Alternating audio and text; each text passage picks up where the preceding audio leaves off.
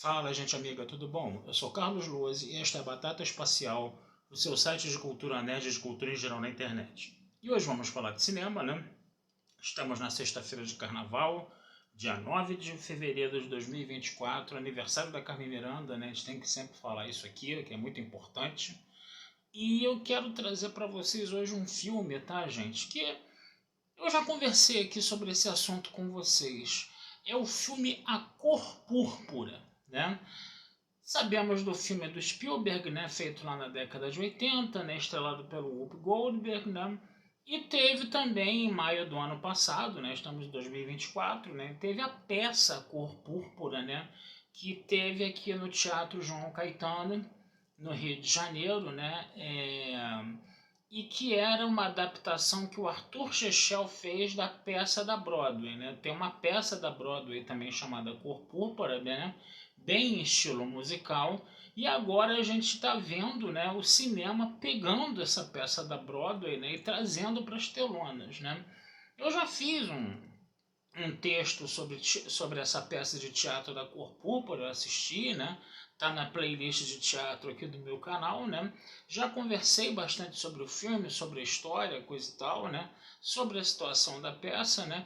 Então eu não tenho muito o que falar basicamente do filme, né? No caso, né? Isso daí tudo vocês podem ver lá no meu vídeo, né? Que eu fiz da peça da Cor Púrpura que tá na playlist de teatro. Só tem um videozinho lá, tá? Vocês vão lá e assistam, né, com relação ao filme. O que é que eu quero falar desse filme especificamente, né, de hoje, né, no caso, né?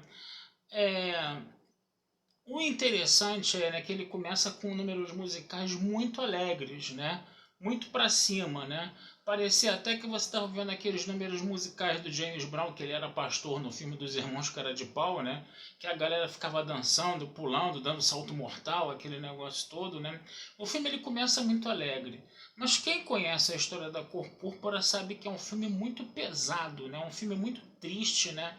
É um filme que tem muita violência e misoginia, né, no caso, né, de mulheres sendo agredidas, tratadas como capacho pelos homens, né, e ainda tem a componente do racismo estrutural também, né, nos Estados Unidos ali, né, no caso, né, que só vão, vamos dizer assim, tornar a história mais pesada, mas também mais reflexiva, né, o que é muito importante.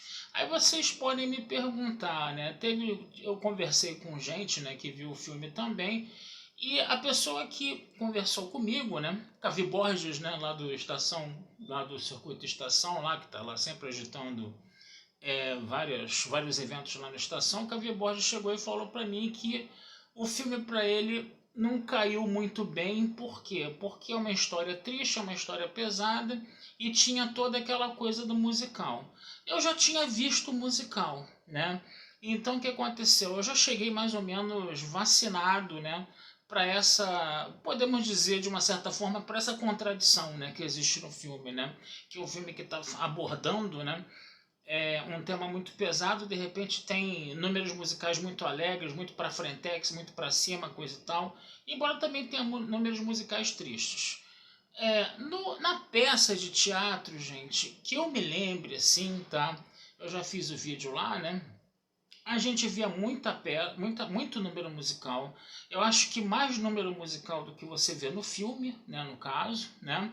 Que aí realmente foi uma adaptação da peça da Broadway, né? A peça da Broadway realmente deve ter tido muito mais números musicais do que o filme. E o filme fez o quê? Ele meio que brincou com essa coisa do musical da Broadway, mas ao mesmo tempo ele também foi um filme, vamos dizer assim, foi um filme, desculpem a redundância, né, cinematográfico em sua essência também. Ele também traz um pouco daquilo que a gente viu no filme do Spielberg lá atrás, né?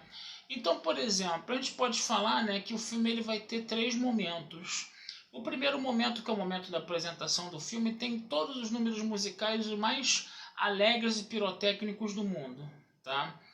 Depois, quando a história começa a ficar mais pesada, quando a história começa a ficar mais triste, coisa e tal, esses números musicais eles dão uma desaparecida no filme, né?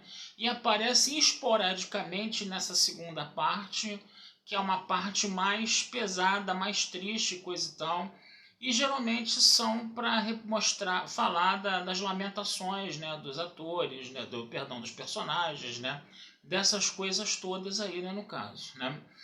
E na parte final, que é a parte que vai ter o happy end, né, que essa história, apesar dela ser uma história muito pesada, ela tem um final muito feliz, um final muito comovente, né, um final que fala muito de redenção, um final que fala muito de perdão, né. Depois de você ter visto situações escabrosíssimas, entendeu, nas quais você jamais perdoaria os algozes, né? O Mister, né, que é o marido, né, da protagonista, né? O cara era o cão chupando manga, né, no caso, né? Assim como o pai dela também, que na verdade nem era pai, era um enteado, né? Mas esse não teve muita salvação, não. Esse daí acabou realmente, né, ficando como vilão, não. Mas o Mister, ele vai ter uma redenção no final, né? O que vai ser bem interessante, né? O que vai ser bem legal, né? Vai ser bem grandioso também da protagonista perdoar, né, ele, né, no caso, né. Então você tem aquela parte mais de redenção, de perdão, e do happy end, onde a protagonista reencontra sua irmã, né, e você tem um número musical ali, vamos dizer assim, apoteótico novamente, altamente feliz, mas não tão espalhafatoso como os números musicais do início, mas sim, ainda assim apoteótico, entendeu? E muito comovente, né? Então, gente, ficou legal. Eu não achei que ficou ruim, não. Achei que ficou legal, entendeu?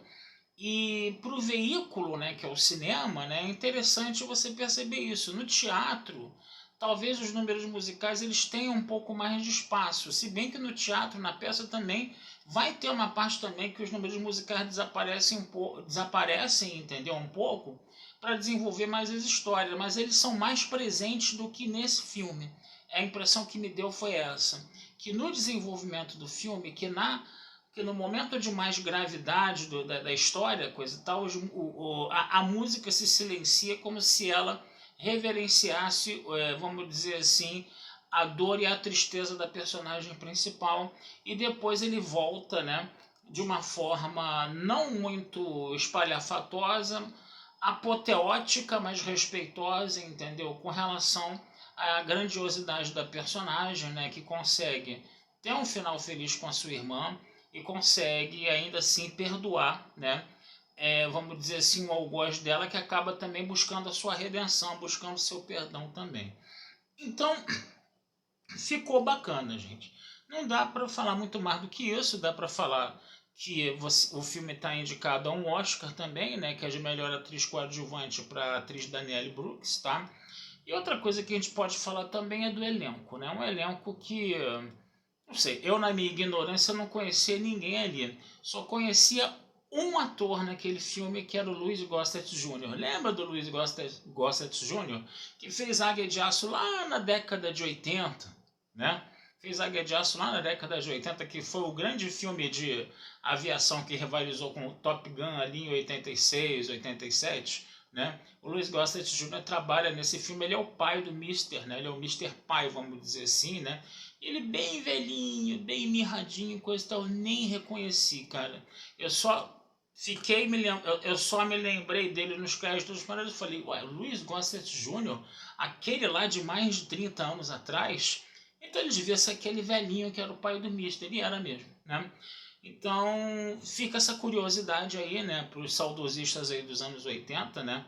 A Guerra de Aço foi um filmaço, ele foi muito atuante naquele filme, né? Agora, o elenco, gente, é sensacional. Eu vou me repetir aqui, vou falar uma coisa que eu já falei lá no vídeo da peça de teatro da Cor Púrpura, né?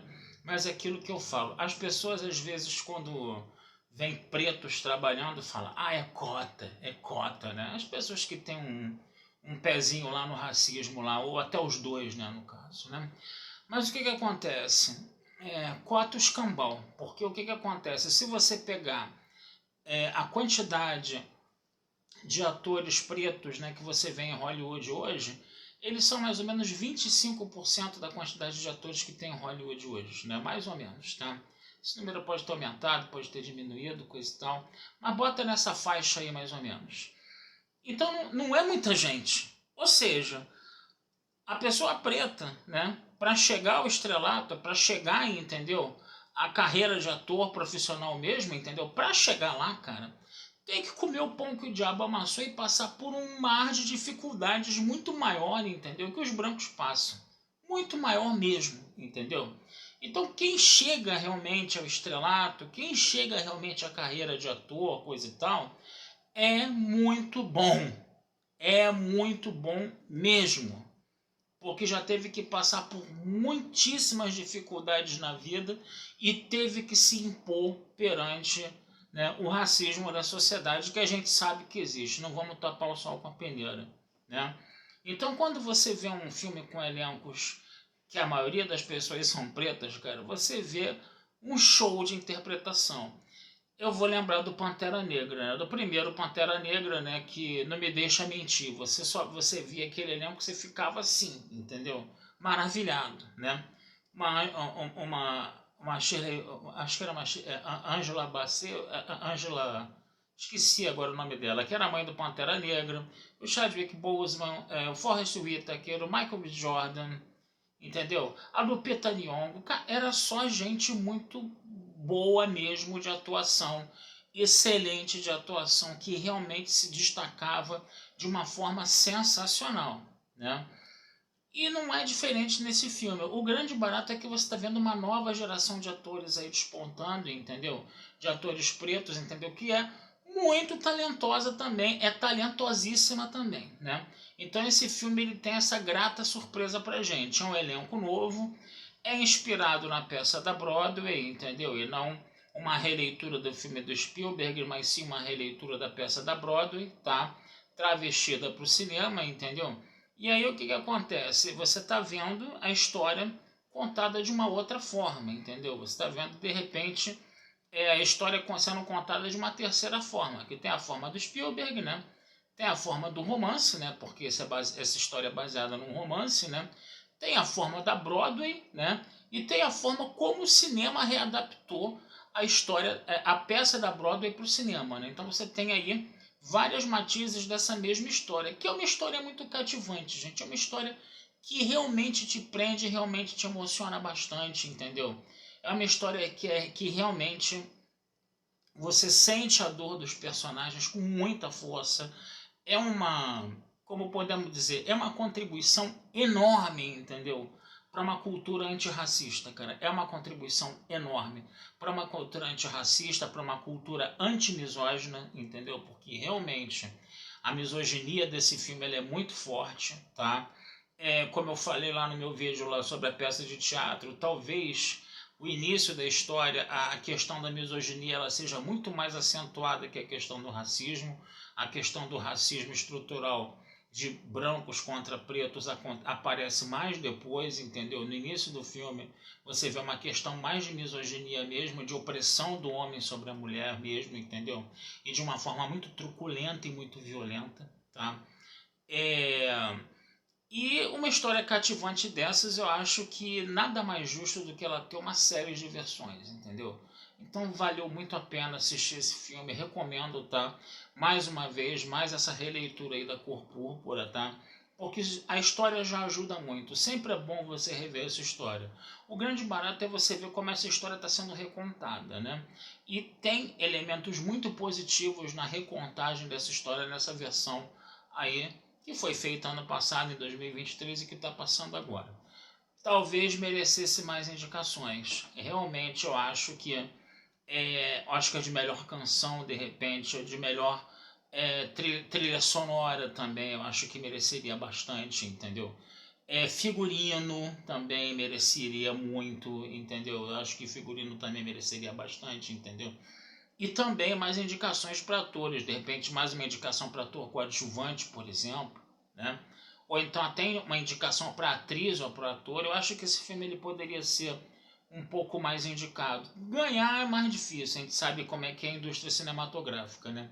Mas pelo menos a indicação, só a indicação já eleva às vezes o filme e a carreira dos atores num patamar que não estava antes, entendeu? Então acho que não seria nada demais dar algumas indicações a mais para esse filme aí. Tá certo, gente. Vou ficando por aqui, tá? Desejando vida longa e próspera a todos. Não deixem de visitar meu site, batataespacialtudojunto.com.br, e futuramente vamos falar sobre mais filmes aí com vocês, tá bom? Um abração, fui e até a próxima.